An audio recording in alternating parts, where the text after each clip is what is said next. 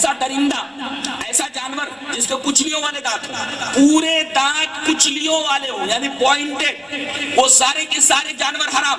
جیسے نیولا اس کے دانت پوائنٹڈ ہوتے ہیں حرام. بلی اس کے دانت پوائنٹڈ ہوتے ہیں حرام. کتا اس کے دانت پوائنٹڈ ہوتے ہیں حرام. چوہا اس کے دانت پوائنٹڈ ہوتے ہیں حرام. بلی اس کے دانت پوائنٹڈ ہوتے ہیں حرام. میری طرف دیکھو، ادھر ادھر مت دیکھو، غور سے دیکھو، ادھر ادھر منڈی مت کرو.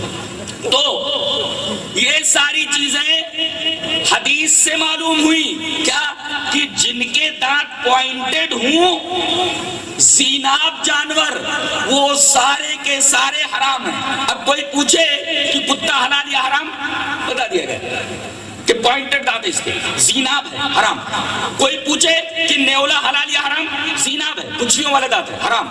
اسی طرح بلی حلال یا حرام، کچلیوں والے دانت ہے پوائنٹڈ ہے حرام.